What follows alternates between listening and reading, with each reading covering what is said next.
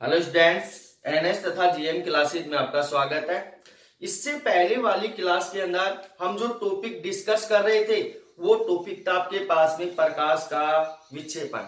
तो प्रकाश के विक्षेपण के बारे में मैं आपको अच्छे से समझा चुका हूं कि प्रकाश का विक्षेपण कहते किसे है, और आपके पास में प्रकाश के विक्षेपण के अंदर दो आपके पास में यहाँ पे डेफिनेशन आई थी और दोनों डेफिनेशन इंपॉर्टेंट है। पहली थी आपके पास में कोणीय विक्षेपण थीटा।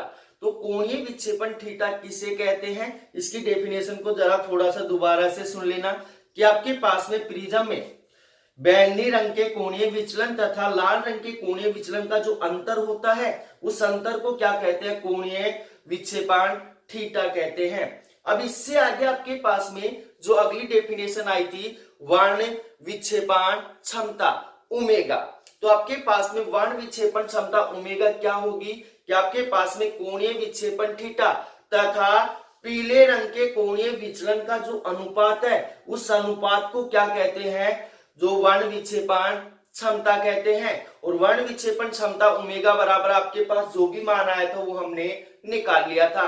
अब इससे आगे जो लास्ट टॉपिक चल रहा था वो था आपके पास में कि प्रकाश के विक्षेपण पर आधारित घटनाएं। तो विक्षेपण के ऊपर आधारित जो घटना थी वो आपके पास एक ही घटना थी, वो क्या थी आपके पास में इंद्रधनुष का बनना। तो इंद्रधनुष किसे कहते हैं, इंद्रधनुष कितने प्रकार का होता है, कल वाले मतलब की क्लास के अंदर हमने अच्छे से क्या कर लिया था, उसको डिस्कस कर लिया था। अब इसी क्रम के अंदर आपके पास में जो अगला टॉपिक है वो टॉपिक है प्रकाश का प्रकीर्णन। तो प्रकाश का प्रकीर्णन क्या होता है इसको अच्छे से समझना, और ये topic very very very important है। ये टॉपिक क्या है, वेरी वेरी वेरी इंपॉर्टेंट है। तो इसको अच्छे से समझना भाई कि प्रकाश का प्रकीर्णन होता क्या है। कि जब आपके पास में प्रकाश जो पुंज है, प्रकाश पुंज वायुमंडल में उपस्थित कणों के ऊपर क्या होता है, आपतित होता है, तो एक निश्चित दिशा में परावर्तित न होकर विभिन्न दिशाओं के अंदर क्या होता है, फैल जाता है। प्रकाश की इस घटना को क्या कहते हैं, प्रकाश का प्रकीर्णन कहते हैं।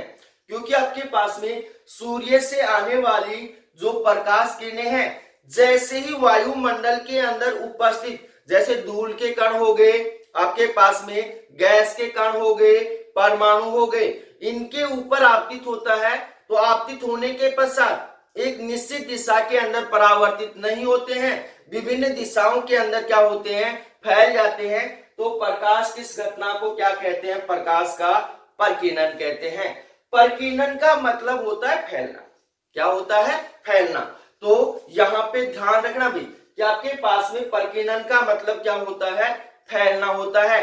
तो अब इससे आगे ध्यान रखना कि प्रकाश प्रकीर्णन की घटना के लिए जो अति आवश्यक है वो क्या है, कि आपके पास में प्रकाश प्रकीर्णन की घटना के लिए प्रकाश का जो तरंग दैर्घ्य है वो क्या होना चाहिए, कण के आकार की कोटि का होना चाहिए, कण के आकार की कोटि का होना चाहिए। तो इस बात को अच्छे से समझ लेना भाई कि आपके पास में प्रकाश प्रकीर्णन की घटना के लिए जो आपके पास में कण का आकार है वो तरंग दैर्घ्य की कोटि का होना चाहिए, या आपके पास में प्रकाश का जो तरंग दैर्घ्य है वो कण के आकार की कोटि का होना चाहिए। तो उससे आगे आपके पास में अगर मान लिया आपके पास में जो कण है उसका आकार क्या है, बहुत छोटा है, किससे, प्रकाश के तरंग दैर्घ्य से, तो आपके पास में प्रकीर्णन की घटना किस प्रकार से होगी उसको अच्छे से समझना। तो इस स्थिति के अंदर रेले नामक वैज्ञानिक ने बताया है, यदि आपके पास में कण का आकार क्या है, बहुत छोटा है, तो कण का आकार छोटा होगा तो आपके पास में प्रकाश की जो तीव्रता आई है वो उस प्रकाश के तरंग दैर्घ्य की चतुर्थघात के क्या होती है, व्युत्क्रमानुपाती होती है। इसलिए आपके पास में यहाँ पे आई बराबर कितना हो जाएगा, आई बराबर हो जाएगा 1 में लैम्डा की पावर 4। तो रेले नामक वैज्ञानिक ने क्या बताया है, यदि आपके पास में कण का आकार क्या है, बहुत छोटा है, तब आपके पास में प्रकाश की जो तीव्रता है वो उस प्रकाश के तरंग दैर्घ्य के चतुर्थ घात के क्या होती है, व्युत्क्रमानुपाती होती है। तो इस समीकरण से क्या निष्कर्ष निकलता है, उस निष्कर्ष को अच्छे से समझना। तो आपके पास में जिस रंग का तरंग दैर्घ्य सर्वाधिक होगा उस रंग का आपके पास में प्रकीर्णन क्या होगा, सबसे कम होगा, क्योंकि आपके पास में लैम्डा का मान बढ़ेगा तो आपके पास में तीव्रता का मान क्या हो जाएगा, घट जाएगा, तो उसका प्रकीर्णन क्या होगा, सबसे कम होगा। और जिस रंग का तरंग दैर्घ्य सबसे कम होता है उसका प्रकीर्णन क्या होता है, सबसे अधिक होता है। तो अब आपके पास में कौन से रंग का तरंग दैर्घ्य सबसे अधिक होता है, कौन से रंग का तरंग दैर्घ्य सबसे कम होता है, इससे पहले वाले टॉपिक के अंदर प्रकाश के विक्षेपण के अंदर मैंने आपको बता दिया था कि आपके पास में लाल रंग का तरंग दैर्घ्य क्या होता है, सबसे अधिक होता है, इसके कारण उसका प्रकीर्णन क्या होता है, सबसे कम होता है। इसी कारण से जो लाल रंग है वो सबसे कम क्या होता है, फैलता है।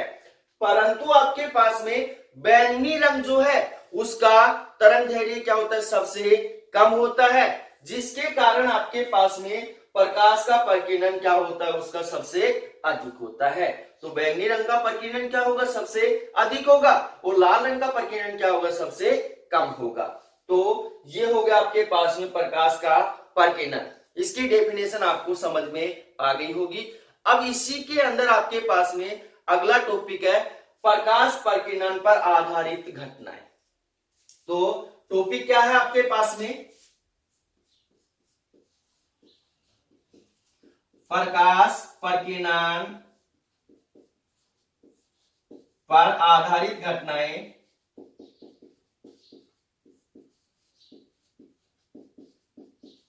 आधारित घटनाएं, प्रकाश प्रकीर्णन के ऊपर कौन कौन सी घटनाएं हैं, इनको अच्छे से समझना, या फिर इसको हम ऐसे भी बोल सकते हैं प्रकाश प्रकीर्णन के उदाहरण। तो आपके पास में पहला जो उदाहरण है वह आपके पास में आकाश का नीला दिखाई देना। तो फर्स्ट जो उदाहरण है वो है आपके पास में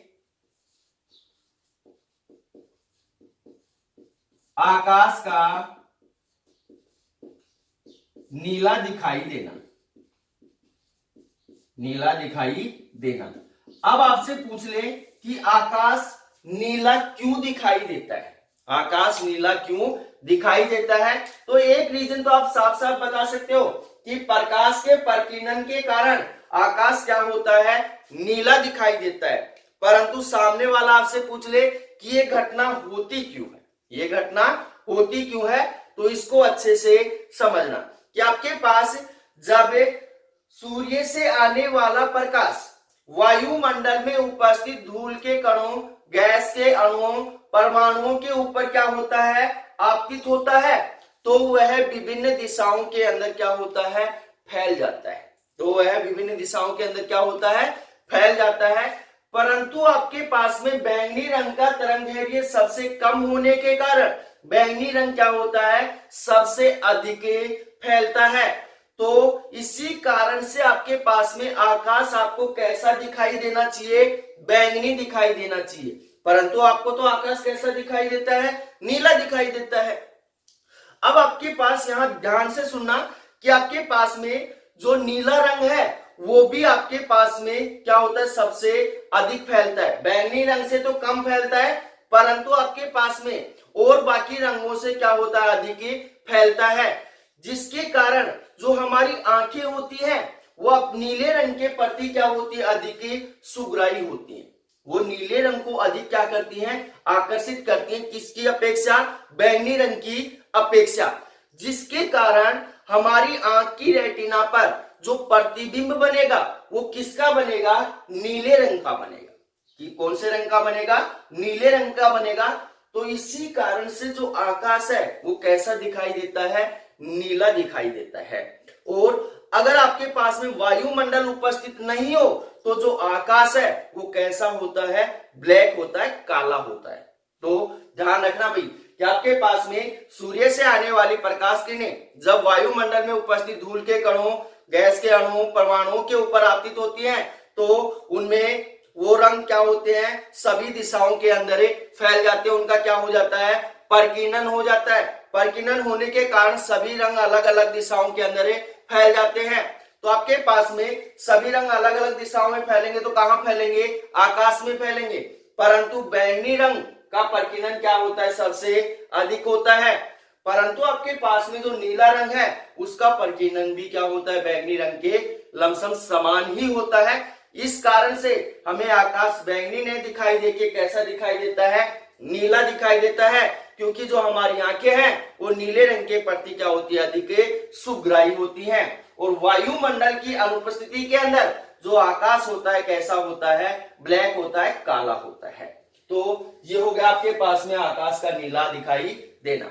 अब सेकंड आपके पास में सूर्य उदय तथा सूर्यास्त के समय सूर्य का लाल दिखाई देना। तो सेकंड टॉपिक आपके पास में सूर्य उदय तथा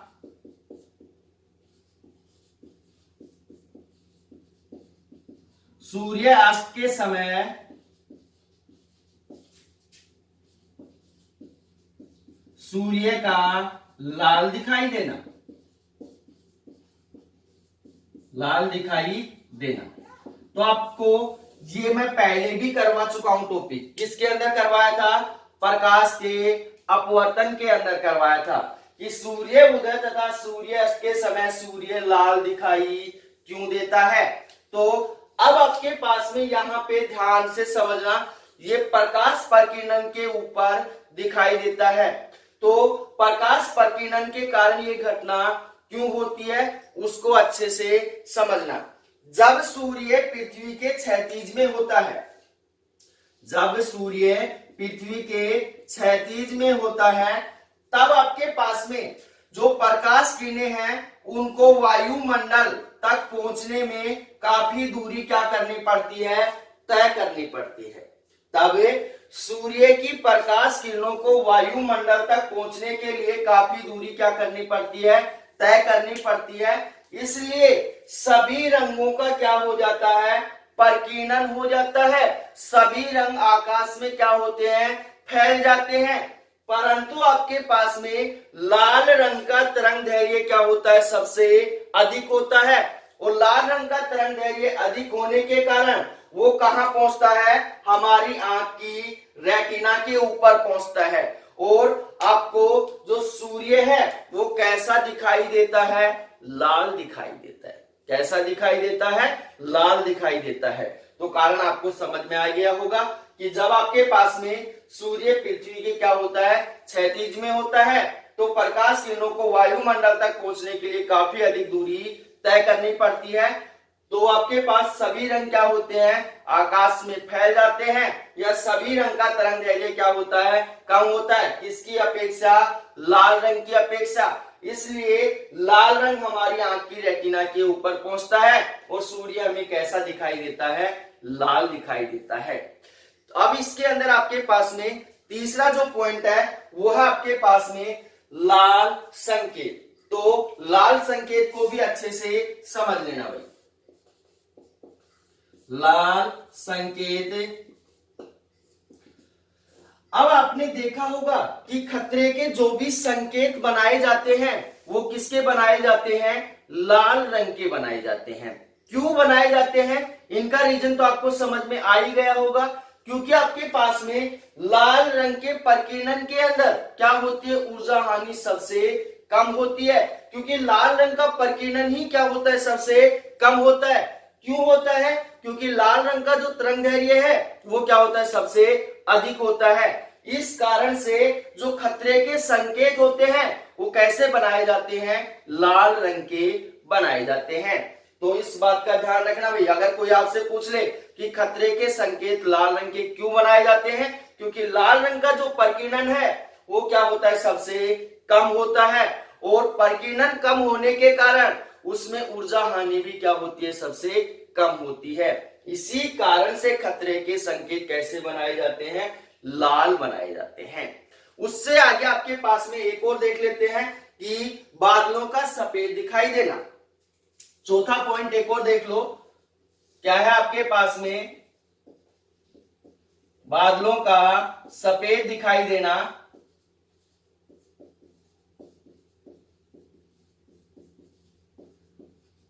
अब बादल आपको सफेद क्यों दिखाई देते हैं, इसका रीजन भी अच्छे से समझ लेना। ये एक बात तो आपको समझ में आएगी, बादल क्यों सफेद दिखाई देंगे, प्रकाश के प्रकीर्णन के कारण दिखाई देंगे। पर ये प्रकीर्णन की घटना होती क्यों है उसको अच्छे से समझना, क्योंकि आपके पास में बादलों के अंदर जल की क्या होती है, बड़ी बड़ी बूंदें उपस्थित होती है। बादलों के अंदर जल की बड़ी बड़ी बूंदें उपस्थित होती हैं। तो आपके पास में जो जल की बड़ी बूंदें हैं उनका आकार प्रकाश की तरंग दैर्घ्य की कोटि से क्या होता है, बहुत अधिक होता है। प्रकाश की तरंग दैर्घ्य की कोटि से क्या होता है, बहुत अधिक होता है। इसलिए आपके पास में लगभग समान तरंग दैर्घ्य वाली प्रकाश किरणों का क्या होता है, समान प्रकीर्णन होता है। जो आपके पास में लगभग समान तरंग दैर्घ्य वाली प्रकाश किरणें होती हैं उनका प्रकीर्णन लगभग क्या होता है, समान होता है। और प्रकीर्णन समान होने के कारण जो बादल हैं वो कैसे दिखाई देते हैं, सफेद दिखाई देते हैं। इसलिए हम इसको बोल सकते हैं कि आपके पास में जल की मोटी बूंदों युक्त जो बादल होते हैं वो कैसे होते हैं, सफेद होते हैं। क्या होते हैं, सफेद होते हैं। तो ये हो गया अभी आपके पास में प्रकाश का प्रकीर्णन। प्रकाश के प्रकीर्णन को अच्छे से समझ लेना, topic very very very important है। पहले इसकी डेफिनेशन, रेले नामक वैज्ञानिक ने इसके बारे में क्या बताया है, फिर इसके ऊपर उदाहरण पहला कौन सा, आकाश का नीला दिखाई देना। दूसरा आपके पास सूर्य उदय तथा सूर्यास्त के समय सूर्य का लाल दिखाई देना। तीसरा हो गया लाल संकेत। चौथा हो गया बादलों का सफेद दिखाई देना। अब उससे आगे आपके पास में ये प्रकीर्णन कंप्लीट होने पर अगला जो टॉपिक है वो है आपके पास में आंखों की सन्मंजन क्षमता। तो आंखों की सन्मंजन क्षमता किसे कहते हैं उसको अच्छे से समझना। अब इससे आगे के जो सारे टॉपिक है वो सारे topic very very very important है। तो प्रत्येक टॉपिक को बड़े ध्यान से आपको समझना है। वैसे मैंने क्लास के अंदर आपको करवा रखा है, सारे टॉपिक अच्छे से खोल खोल के समझा रखे हैं।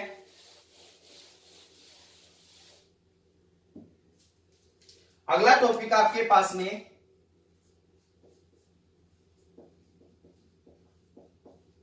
आंखों की सन्मंजन क्षमता।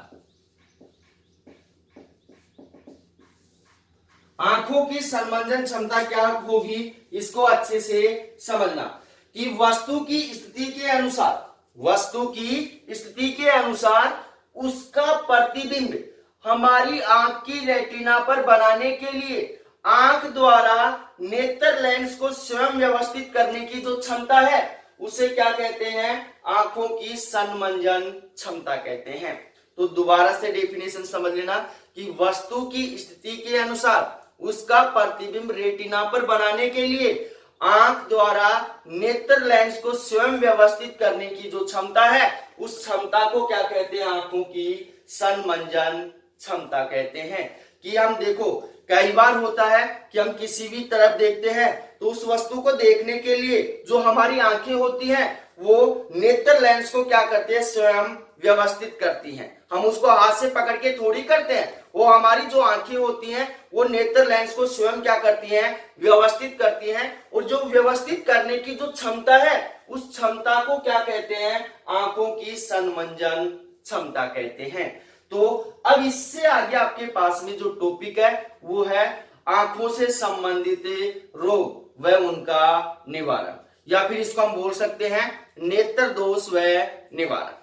तो अब आपके पास अगला जो टॉपिक है वो है आपके पास में नेत्र दोष व उनका निवारण।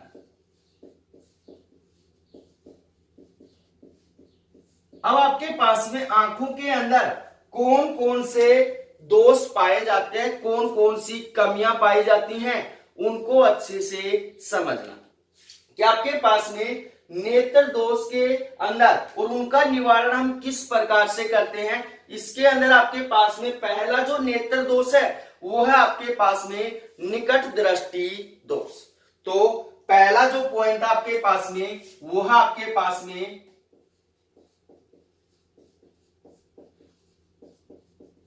निकट दृष्टि दोष, निकट दृष्टि दोष। तो आपके पास में निकट दृष्टि दोष क्या होगा, दृष्टि ऐसे आएगी भाई, निकट दृष्टि दोष। तो आपके पास में निकट दृष्टि दोष क्या होता है उसको अच्छे से समझना कि आपके पास वह नेत्र दोष जिसमें निकट की वस्तु तो स्पष्ट दिखाई देती है परंतु दूर की वस्तु स्पष्ट दिखाई नहीं देती है, वह दोष कौन सा कहलाता है, निकट दृष्टि दोष कहलाता है। तो डेफिनेशन आपको समझ में आ गई होगी क्योंकि क्लास के अंदर आपको अच्छे से समझा रखा है कि वह दोष जिसमें निकट की वस्तु तो स्पष्ट दिखाई देती है परंतु दूर की वस्तु स्पष्ट दिखाई नहीं देती है, क्या कहलाता है, निकट दृष्टि दोष कहलाता है। अब आपके पास में ये निकट दृष्टि दोष होता क्यों है, इसका रीजन आप अच्छे से समझना कि आपके पास में निकट स्थित जो वस्तु है उससे आने वाली प्रकाश किरणों का जो प्रतिबिंब है या निकट रखी वस्तु का जो प्रतिबिंब है वो आंख की रेटिना या दृष्टि पटल से क्या होता है, पहले ही बन जाता है। तो आपके पास में मान लिया ये क्या है, आंख है और यहां पे इसके पास यहां पे क्या है, कोई वस्तु रखी हुई है, कोई बिंदु P के ऊपर वस्तु रखी हुई है। इस वस्तु से या इस वस्तु का जो प्रतिबिंब है वो दृष्टि पटल से क्या होता है, पहले ही बन जाता है, दृष्टि पटल के क्या होता है, पहले ही बन जाता है। यहां पे आपके पास में क्या है, दृष्टि पटल है या जिसको हम बोल सकते हैं रेटिना, रेटिना से क्या होता है, पहले ही बन जाता है। तो आपके पास में कौन सा नेत्र है, दोषित नेत्र है, कौन सा नेत्र है, दोषित नेत्र है। तो अब आपके पास में इसका निवारण किस प्रकार से करेंगे, इसका निवारण करने के लिए अवतल लेंस का क्या किया जाता है, प्रयोग किया जाता है। तो ध्यान रखना भाई, निकट दृष्टि दोष के अंदर कौन से लेंस का प्रयोग किया जाता है, अवतल लेंस का प्रयोग किया जाता है। तो क्या होगा आपके पास में, यहां पे मान लिया आपके पास में क्या है, नेत्र है और यहां पे हम क्या लगाते हैं, अवतल लेंस लगाते हैं, क्या लगाते हैं, अवतल लेंस लगाते हैं। यहां पे आपके पास में बिंदु P के ऊपर क्या है, कोई वस्तु रखी हुई है। तो आपके पास में इस वस्तु से एक प्रकाश की किरण इस प्रकार से क्या होती है, आपतित होती है। तो आपके पास इसका जो प्रतिबिंब है वो कहां बनता है, दृष्टि पटल के ऊपर बनता है। कहां बनता है, दृष्टि पटल के ऊपर बनता है या रेटिना के ऊपर बनता है, रेटिना के ऊपर बनता है। तो आपके पास यहां पे ध्यान रखना कि आपके पास में निकट दृष्टि दोष के अंदर कौन से लेंस का प्रयोग किया जाता है, आपके पास में जो कौन सा लेंस आपके पास में, अवतल लेंस है, अवतल लेंस। तो ध्यान रखना इस बात का कि निकट दृष्टि दोष के अंदर कौन से लेंस का प्रयोग किया जाता है, अवतल लेंस का प्रयोग किया जाता है। सेकंड होगा आपके पास में दूर दृष्टि दोष। तो सेकंड क्या है आपके पास में, दूर दृष्टि दोष। तो दूर दृष्टि दोष क्या होगा उसको अच्छे से समझना भाई। डेफिनेशन तो आप बना ही सकते हो कि वह दोष जिसमें दूर की वस्तु तो क्या होती है, स्पष्ट दिखाई देती है परंतु पास की वस्तु स्पष्ट दिखाई नहीं देती है, क्या कहलाता है, दूर दृष्टि दोष कहलाता है। अब दूर दृष्टि दोष होता क्यों है, क्योंकि दूर वस्तु रखी वस्तु का जो प्रतिबिंब है वो दृष्टि पटल या रेटिना से क्या होता है, पीछे बनता है। तो ध्यान देना कि आपके पास में दूर या आपके पास में आपका क्या है, नेत्र है और इससे काफी दूरी के ऊपर कोई बिंदु P के ऊपर वस्तु रखी हुई है। इस वस्तु से जब प्रकाश किरणें आपतित होती हैं किसके ऊपर, नेत्र लेंस के ऊपर, तो इनका जो प्रतिबिंब है वो कहां बनता है? दृष्टि पटल के पीछे बनता है। यहाँ पे क्या है आपके पास में? दृष्टि पटल है या रेटिना है, और यहाँ पे आपके पास क्या बन रहा है? इसका प्रतिबिंब बन रहा है। तो आपके पास में ये कौन सा नेत्र आपके पास में? दोषित नेत्र है, दोषित नेत्र। और अब आपके पास में दृष्टि पटल के पीछे बनता है, तो इसके निवारण के लिए हम कौन से लेंस का प्रयोग करेंगे? उत्तल लेंस का प्रयोग करते हैं। कौन से लेंस का प्रयोग करते हैं? उत्तल लेंस का प्रयोग करते हैं। ये आपके पास में क्या है? नेत्र है, तो यहां पे हम क्या लगाएंगे? उत्तल लेंस लगाएंगे। यहां पे आपके पास वस्तु रखी हुई है,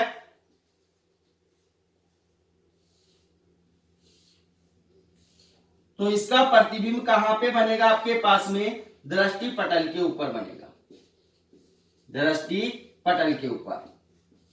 आपके पास में ये कौन सा नेत्र है? ये आपके पास में दोष मुक्त नेत्र है, दोष मुक्त नेत्र।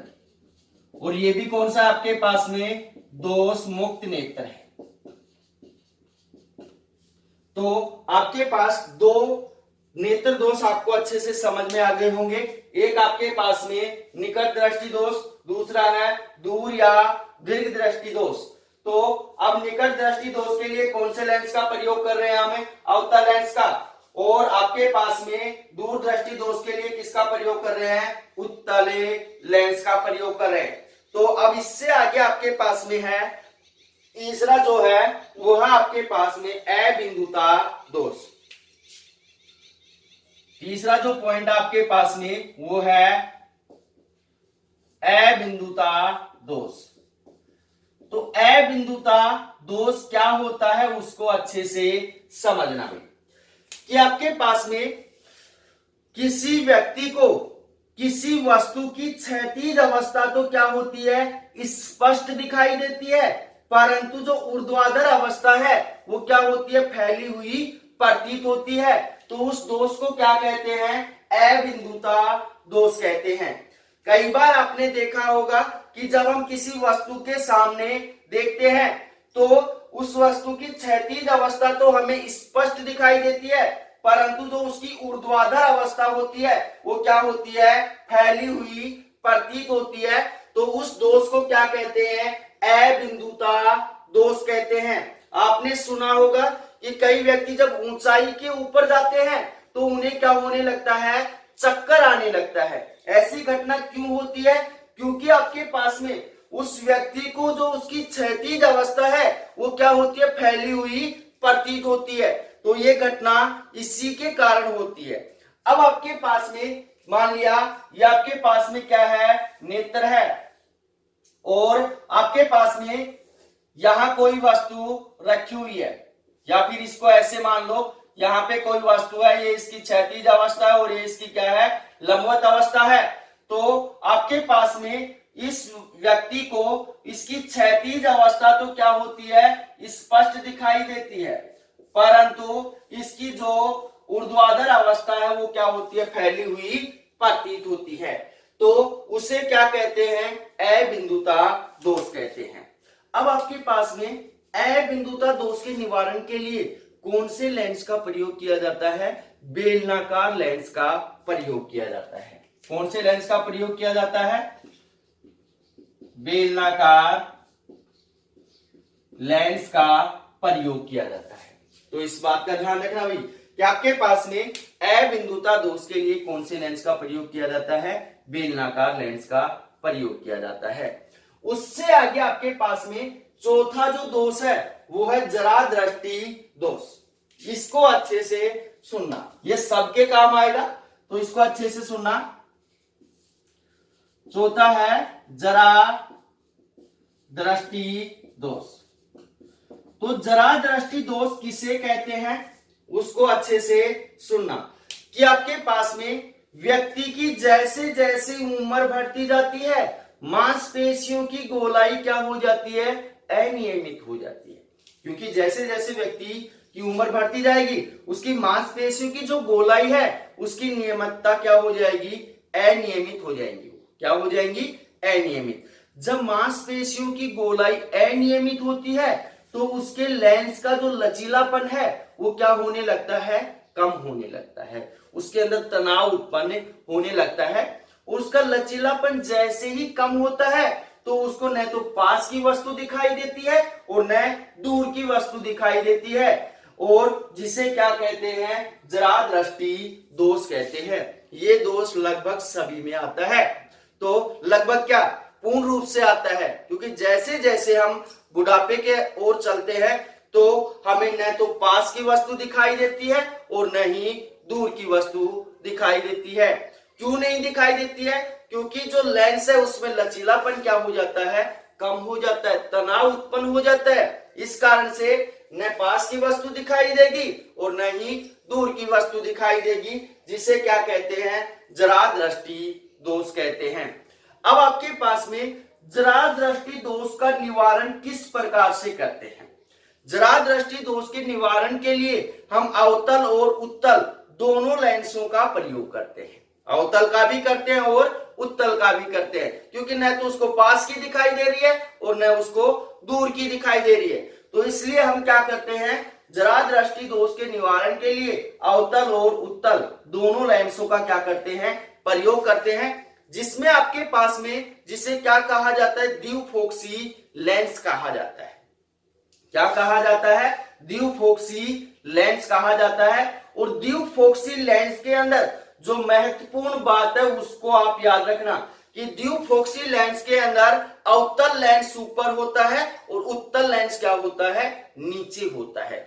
क्योंकि कई बार आपसे पूछ लिया जाता है कि इसके अंदर अवतल लेंस कौन सा है और उत्तल लेंस कौन सा है, तो आप आसानी से बता सकते हैं। जो चश्मा आपने देखा होगा उसके अंदर एक छोटा सा बिंदु सा होता है, वो जो बिंदु सा होता है वो आपके पास में उत्तल लेंस है, और जो ऊपर का जो भाग है वो आपके पास में क्या है, अवतले लेंस है। तो ये हो गया आपके पास में जरा दृष्टि दोष। तो अब आपके पास में आंख नेत्र दोष और उनका निवारण आप अच्छे से पढ़ चुके हो। अब इसी क्रम के अंदर आपके पास में अगला जो टॉपिक है वो टॉपिक आपके पास में सूक्ष्मदर्शी। तो सूक्ष्मदर्शी को अच्छे से समझना भाई, 2021 के लिए very very very very important है। तो सूक्ष्मदर्शी को आप अच्छे से समझना कि सूक्ष्मदर्शी क्या होता है। या तो सूक्ष्मदर्शी आएगा या फिर आपके पास में दूरदर्शी आएगा। तो इन दोनों टॉपिकों को अब आगे अच्छे से समझना। तो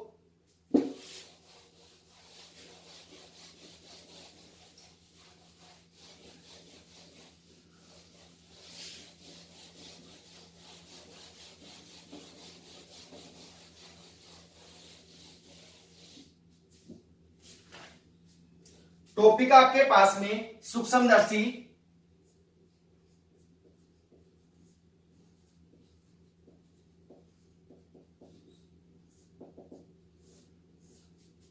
सबसे पहले इसकी डेफिनेशन को अच्छे से समझना कि सूक्ष्मदर्शी कहते किसे हैं।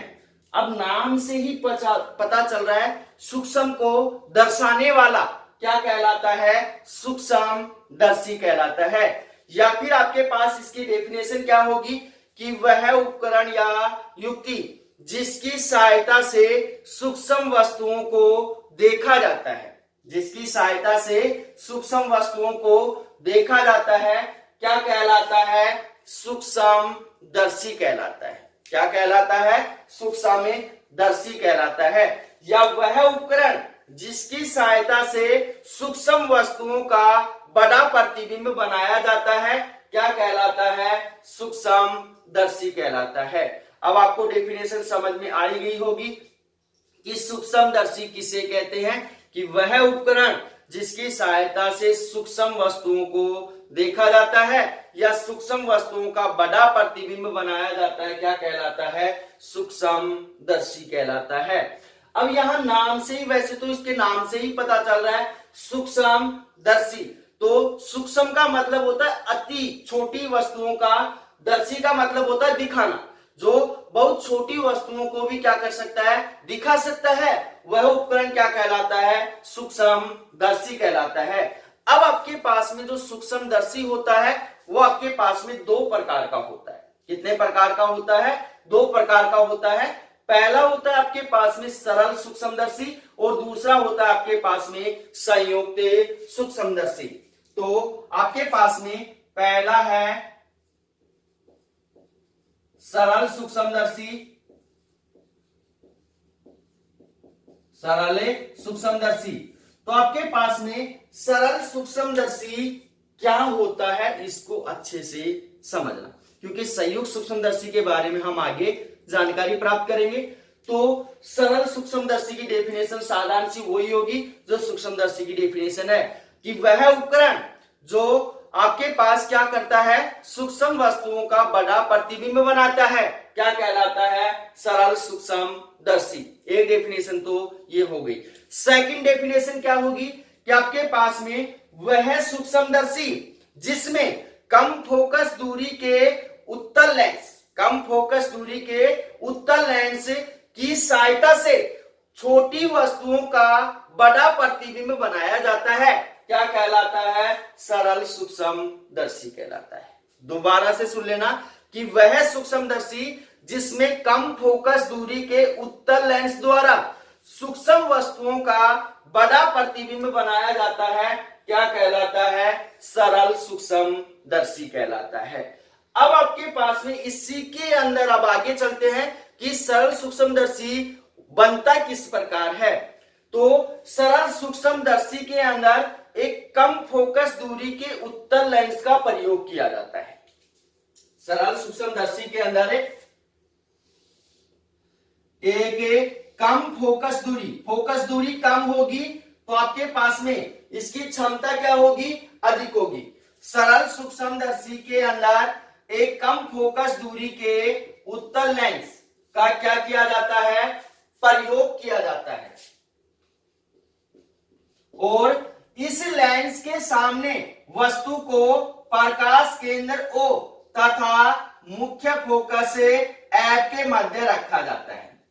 इस लेंस के सामने वस्तु को प्रकाश केंद्र O तथा मुख्य फोकस F के मध्य रखा जाता है। माना आपके पास में प्रकाश केंद्र O तथा मुख्य फोकस F के मध्य कोई वस्तु क्या रखी हुई है, AB रखी हुई है। कोई वस्तु क्या है, AB रखी हुई है। अब आपके पास में ये जो लेंस है, इस वस्तु का जो प्रतिबिंब है वो क्या करता है, कैसा बनाता है, आभासी बनाता है, सीधा बनाता है, बड़ा बनाता है, और कहा, वस्तु तथा अनंत के मध्य बनाता है। क्यों बनाता है, इसका रीजन आपको समझ में आ गया होगा, क्योंकि वस्तु को कहां रखा गया है, प्रकाश केंद्र O तथा मुख्य फोकस F के मध्य रखा गया है। इस कारण से आपके पास में जो वस्तु का जो प्रतिबिंब है वो सीधा बनता है, बड़ा बनता है, आभासी बनता है, और कहां बनता है, वस्तु तथा अनंत के मध्य बनता है। तो किस प्रकार से बनेगा उसको अच्छे से समझना भाई।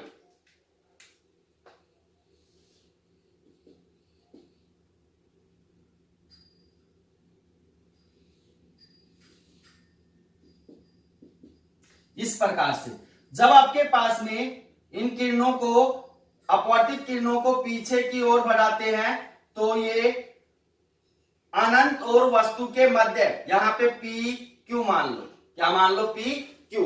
तो आपके पास में वस्तु का जो प्रतिबिंब है वो क्या होता है, सीधा होता है। क्या होता है, सीधा होता है, वस्तु से बड़ा होता है, वस्तु से क्या होता है, बड़ा होता है, और आपके पास में क्या होता है, अनंत तथा किसके मध्य बनता है, वस्तु के मध्य बनता है। और कैसा होता है, आभासी होता है। हम आभासी तो कर रहे हैं, उसका वास्तविक थोड़ी प्रतिबिंब बन रहा है आपके पास में। हमें जो प्रतिबिंब प्राप्त हो रहा है कैसा प्राप्त हो रहा है, आभासी प्राप्त होता है। तो अब आपको सरल सूक्ष्मदर्शी अच्छे से समझ में आ गया होगा। दोबारा से फटाफट रिपीट कर देता हूं कि सरल सूक्ष्मदर्शी के अंदर एक कम फोकस दूरी के उत्तल लेंस का प्रयोग किया जाता है, जिसके सामने वस्तु को प्रकाश केंद्र O तथा मुख्य फोकस F के मध्य रखा जाता है। क्योंकि आपके पास में वस्तु का प्रतिबिंब सीधा, आभासी और बड़ा, और कहा, वस्तु तथा अनंत के मध्य बनता है। तो ये हो गया आपके पास में सरल सूक्ष्मदर्शी। इसके अंदर ज्यादा डीपली नहीं है। अब उससे आगे आपके पास में टॉपिक है, वो है सरल सूक्ष्मदर्शी की रेखीय आवर्धन क्षमता। तो इसको अच्छे से समझना भाई। टॉपिक आपके पास में सरल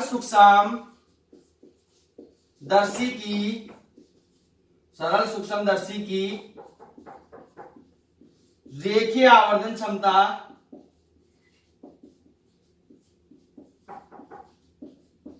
रेखीय आवर्धन क्षमता।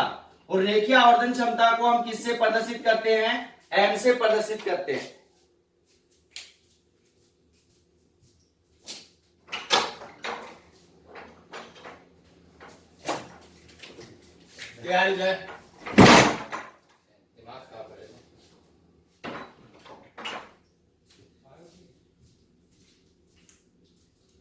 तो टॉपिक चल रहा था अपना आपके पास में सरल सूक्ष्मदर्शी की रेखीय आवर्धन क्षमता। तो आपके पास में सरल सूक्ष्मदर्शी की रेखीय आवर्धन क्षमता क्या होगी उसको अच्छे से समझना कि आपके पास में जो रेखीय आवर्धन क्षमता है वो हमने किस किस की पढ़ ली है? दर्पण की भी पढ़ी है और लेंस की भी पढ़ी है। वहां पे तो आपके पास में साधांशी, दोनों की साधांशी डेफिनेशन थी। इस कारण से आपके पास में वहां पे तो वो डेफिनेशन नहीं चलेगी यहाँ पे, क्योंकि आपके पास यहाँ पे जो डेफिनेशन होगी उसको अच्छे से सुनना, क्योंकि आगे अब आपके पास में जो संयुक्त सूक्ष्मदर्शी है उसकी डेफिनेशन, रेखीय आवर्धन क्षमता की डेफिनेशन भी सेम रहेगी, और उससे आगे आपके पास में जो दूरदर्शी है उसकी रेखीय आवर्धन क्षमता की डेफिनेशन भी क्या रहेगी? सेम रहेगी। तो आपके पास में सरल सूक्ष्मदर्शी की रेखीय आवर्धन क्षमता क्या होगी कि सरल सूक्ष्मदर्शी द्वारा प्रतिबिंब पर बनाया गया कोण बीटा। सरल सूक्ष्मदर्शी द्वारा प्रतिबिंब पर बना कोण बीटा। आपके पास में ये जो प्रतिबिंब है यहाँ पे आपके पास कितना कोण बन रहा है? बीटा कोण बन रहा है। और ये जो वस्तु है, ये वस्तु भी आपके पास में यहाँ नेत्र के साथ क्या बना रही है? अल्फा कोण बना रही है। तो इसकी डेफिनेशन को ध्यान से सुनना कि सरल सूक्ष्मदर्शी द्वारा प्रतिबिंब द्वारा बना कोण बीटा तथा नेत्र पर वस्तु द्वारा बने कोण अल्फा के अनुपात को क्या कहते हैं? सरल सूक्ष्मदर्शी की रेखीय आवर्धन क्षमता कहते हैं। अब आपके पास में जो बीटा है वो प्रतिबिंब द्वारा बना कोण है, और जो अल्फा है नेत्र पर वस्तु द्वारा बना कोण है। तो आपके पास क्या होगा? यहाँ पे m बराबर हो जाएगा आपके पास में अल्फा, यहाँ पे बीटा बटे कितना होगा? अल्फा। तो आपके पास में बीटा क्या है? प्रतिबिंब द्वारा, या फिर यहाँ पे लिख सकते हो सरल सूक्ष्मदर्शी द्वारा बना प्रतिबिंब कोण। सरल सूक्ष्मदर्शी द्वारा बना प्रतिबिंब कोण बटे आपके पास में क्या हो जाएगा कि वस्तु द्वारा नेत्र पर बना कोण। यहां पे लिखेंगे बटा वस्तु द्वारा नेत्र पर बना कोण का जो अनुपात होता है उस अनुपात को क्या कहते हैं? सरल सूक्ष्मदर्शी की रेखीय आवर्धन क्षमता कहते हैं। तो इसकी डेफिनेशन को दोबारा से समझ लेना भाई कि आपके पास में सरल सूक्ष्मदर्शी द्वारा बना प्रतिबिंब कोण बीटा तथा वस्तु द्वारा नेत्र पर बना कोण अल्फा के अनुपात को क्या कहते हैं? रेखीय आवर्धन क्षमता कहते हैं। अब इसको आगे अच्छे से समझना। यदि आपके पास में अल्फा व बीटा का मान क्या है? बहुत छोटा है। तो यहां पे लिखेंगे यदि अल्फा व बीटा का मान बहुत छोटा है, तब अल्फा और बीटा का मान बहुत छोटा होगा तो आपके पास में अल्फा बराबर कितना होगा भाई? आपके पास में tan अल्फा होगा, क्योंकि हम पीछे इससे विपरीत करते आ रहे थे। तो tan अल्फा बराबर कितना मान रहे थे, अल्फा मान रहे थे, तो यहाँ पे कितना मानेंगे, अल्फा बराबर tan अल्फा मानेंगे, और आपके पास में बीटा बराबर कितना हो जाएगा, tan बीटा हो जाएगा। तो यहाँ पे अल्फा और बीटा का मान उठाकर यहां डालेंगे तो आपके पास में m बराबर कितना मान होगा, m बराबर हो जाएगा आपके पास में कितना होगा, tan बीटा बटे कितना हो जाएगा, tan अल्फा, tan बीटा बटे tan अल्फा। यह आ गया आपके पास समीकरण नंबर 1।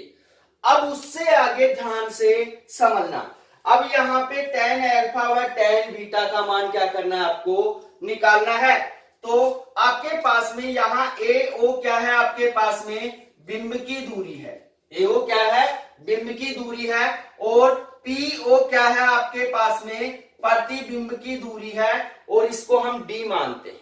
क्या मानते हैं, D मानते हैं। तो अब यहाँ पे ध्यान देना भाई कि आपके पास में tan अल्फा, चूंकि आपके पास में tan अल्फा बराबर इस त्रिभुज के अंदर, त्रिभुज PQO के अंदर, तो यहां लिखेंगे त्रिभुज PQO में क्या होगा, tan अल्फा बराबर आपके पास कितना होगा भाई, लंब बटे कितना होगा, आपके पास में कितना हो जाएगा, या फिर त्रिभुज आप ले लो ABO, त्रिभुज ABO यही ले लो, तो आपके पास में क्या होगा, tan अल्फा बराबर कितना होगा, लाल बटे कक्का से, लाल बटे कक्का से क्या होगा, लंब बटे आधार। तो लंब कौन सा है, AB, आधार कौन सा है, यहाँ पे दूरी कितनी लेंगे, D लेंगे, कितनी लेंगे, D। तो आपके पास में क्या होगा, यहाँ पे AB बटे कितना हो जाएगा, -D। माइनस क्यों लगा दिया, क्योंकि आपके पास में जो प्रतिबिंब की दूरी है वो आपतित किरण के क्या है, विपरीत दिशा में है, आपतित किरण के क्या है, विपरीत दिशा में है। तो ये आ गया आपके पास में tan अल्फा का मान। अब इससे आगे आपके पास में tan बीटा बराबर कितना होगा, आपके पास में इसी त्रिभुज के अंदर कितना होगा, आपके पास AB बटे कितना होगा, -U होगा, AB बटे -U। तो दोनों मान उठाकर समीकरण 1 के अंदर डालेंगे तो m बराबर कितना हो जाएगा, आपके पास में AB बटे -U बटे कितना हो जाएगा, AB बटे -D। माइनस से माइनस क्या हो गया, कैंसिल हो गया, D क्या होगा, ऊपर चला जाएगा। तो आपके पास में m बराबर कितना होगा, AB बटे U इंटू कितना हो जाएगा, D बटे AB। AB से AB क्या हो गया, कैंसिल हो गया, तो m बराबर कितना हो गया, आपके पास D बटे U हो गया, D बटे U। तो इस बात का ध्यान रखना, आपके पास में ये क्या आ गई, सरल सूक्ष्मदर्शी की रेखीय आवर्धन क्षमता। अब इसके अंदर कंडीशन लगेंगी, क्योंकि क्लास ज्यादा लंबी हो जाएगी तो कंडीशन लगाएंगे कल। तो किसी भी भैया बहना को सरल सूक्ष्मदर्शी के अंदर कोई भी प्रॉब्लम है तो आप कमेंट्स करके या व्हाट्सएप पे मैसेज करके बता सकते हैं, इस टॉपिक को दूसरे वे में समझा दिया जाएगा। तो मिलते हैं छोटे से ब्रेक के बाद, धन्यवाद।